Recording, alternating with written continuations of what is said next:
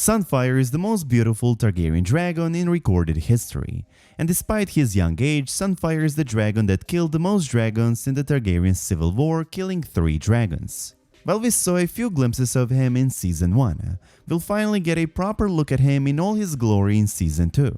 House of the Dragon sees House Targaryen at its best with as many as 17 dragons alive. Some of the dragons like Vhagar and Cannibal are huge and monstrous and old. Some are fierce and experienced in battle, like Caraxes and Vermithor, and some are quick and small like Moondancer. But there's only one most beautiful dragon, and it's Sunfyre.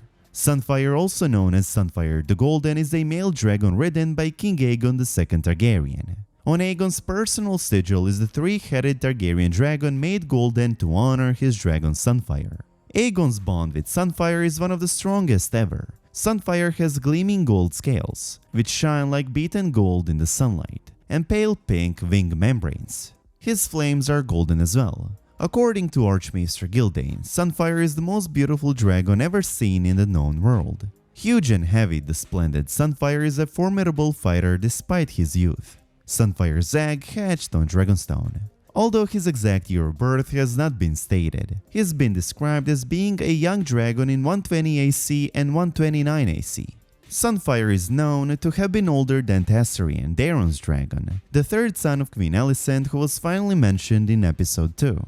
Although it's unknown when exactly Prince Aegon Targaryen claimed Sunfyre as his mount, he is known to have been claimed by the prince by 120 AC. King Aegon II Targaryen will ride Sunfyre during the Dance of the Dragons, the civil war fought between the Greens of Aegon and the Blacks of his half-sister Queen Rhaenyra Targaryen.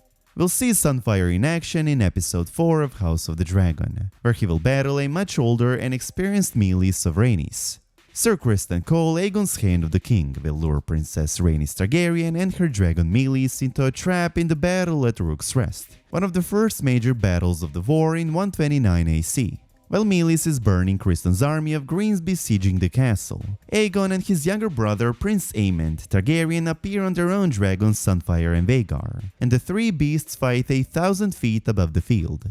When Meleys closes her jaws around Sunfyre's neck, Vhagar falls upon them from above, causing the 3 dragons to fall to the earth. For free, you can now listen to the entire audiobook Fire and Blood, on which House of the Dragon is based and which covers the entire Targaryen history, including current and future events of House of the Dragon, for free with a notable trial using our link in the description. Although Vhagar rises unscathed, Meleys is slain, Rhaenys is burned, and Sunfyre has one wing half torn from his body. Vhagar and Sunfyre together killed Meleys. King Aegon, grievously injured and burned from the encounter, is taken to King's Landing to recover. Unable to fly and too huge and heavy to be moved, Sunfyre remains near Rook's Rest to allow him time to heal. Criston stations men near the dragon to guard him.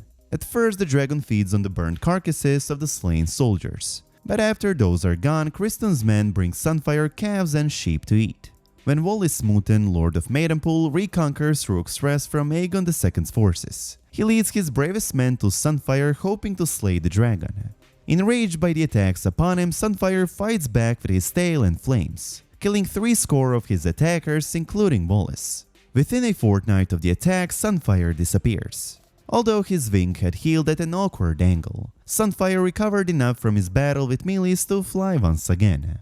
We know that Sir Byron Swan also tried to kill a dragon, and was killed in the attempt during the war, although sources vary as to which dragon he faced. Septon Eustace writes that Byron desired to kill Sunfyre, but Archmaester Gyldayn expressed doubt because the Golden Dragon had gone missing from Rook's Rest. When Rhaenyra takes King's Landing in the final episode of Season 2, Lord Larry Strong helps King Aegon II Targaryen escape the capital during the fall of King's Landing to the Blacks of Queen Rhaenyra Targaryen, and the king then hides in a remote fishing village on the Isle of Dragonstone.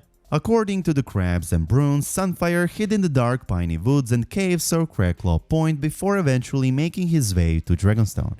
Aegon and Sunfyre have one of the strongest connections between a dragon rider and his dragon. Some think that Sunfyre goes to Dragonstone because of his primal instinct to return to his birthplace, or urge to rejoin his rider Aegon. Some even suggest that Sunfyre is able to feel Aegon II's urgent need of him, and that's why he goes to Dragonstone in order to reunite with Aegon and help him. When Sunfyre arrives at Dragonstone, he is immediately met by a huge wild dragon that lives there, the Grey Ghost. Even though wounded and younger, Sunfyre manages to kill Grey Ghost. The partially devoured corpse of a wild dragon, the Grey Ghost, is then found near the mountain's base. Sir Robert Quince, castellan of Dragonstone, assumes that the Grey Ghost had been killed by the Cannibal, another wild dragon. Intrigued by the mention of the golden scales by those who saw the fight, the disguised Aegon assembles a party and searches for Sunfyre. They find him in a hidden lair on the Dragonmont. Aegon flies upon Sunfyre every day, regaining strength, while his loyal men look for supporters to help Aegon take Dragonstone from Rhaenyra. Aegon ends up taking Dragonstone. Lady Baela Targaryen avoids capture, however, and reaches her green dragon Moondancer. When Aegon victoriously flies a still injured Sunfyre to the castle, Moondancer rises to meet him. Although younger and smaller, Moondancer is quicker than Sunfyre and at full strength. Moondancer rakes Sunfyre's side and attacks his malformed wing, but she's then blinded by a blast of Sunfyre's golden flames. The colliding dragons crash into the ground, where the larger Sunfyre kills Moondancer. Aegon breaks both of his legs and Baela is taken captive by the Greens. The battle with Moondancer leaves the already wounded Sunfyre even more injured than he had been before. He's covered in fresh scars along his back, has huge wounds along his neck and scabs on his belly, and has lost his right eye.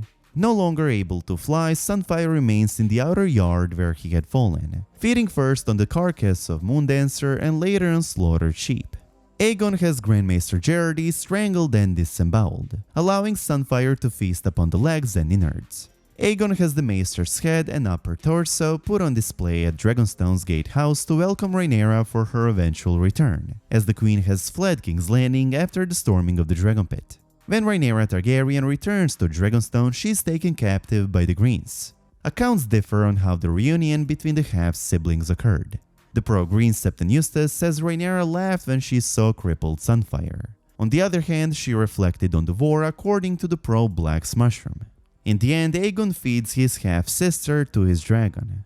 Sunfyre bathes her in a blast of flame before closing his jaws around her arm and shoulder. Sunfyre devours Rhaenyra in 6 bites, leaving only the lower part of her left leg. Prince Aegon the Younger, son of Rhaenyra and Daemon, is forced to watch Sunfyre eat his mother, and Alinda Massey, trusted friend of Rhaenyra, gouged out her own eyes in horror. Although King Aegon II initially hoped that Sunfyre might recover enough to fly once again, the dragon weakened and eventually refused to eat. He dies from his stinking wounds on the 9th day of the 12th moon of 130 AC. Aegon II returned to King's Landing to rule and sent for dragon eggs from Dragonstone, hoping for a new Sunfyre. Sunfyre, despite being one of the youngest dragons during the Dance of the Dragons, ends up being one of the major dragons of the conflict, killing more dragons than any other dragon. Together with Vhagar, he kills Meleys and survives, even though Vhagar literally falls on the two of them. While Meleys dies, Sunfyre survives, even with a lot of injuries. Then Sunfyre stays for a long time at Rook's Rest, broken and unable to fly, and when men are sent to finish him, he manages to kill them and escape with a broken wing. When he arrives at Dragonstone still injured, Sunfyre kills Grey Ghost, a wild dragon, and then he manages to kill another dragon, Moondancer, who was faster while he was still injured.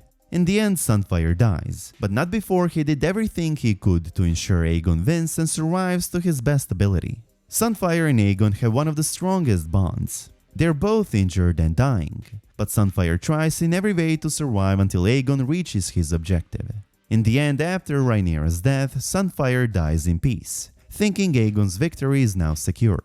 The most beautiful dragon of House Targaryen and the one with the most dragon kills. Sunfyre is one of the most interesting dragons, and we'll get a proper look at him in Season 2 of House of the Dragon, and we'll see him fight. Let me know your thoughts about Sunfyre in the comment section down below, and as always, I hope you guys enjoyed this video. If you did, please give it a big thumbs up, and I hope to see you in the next one.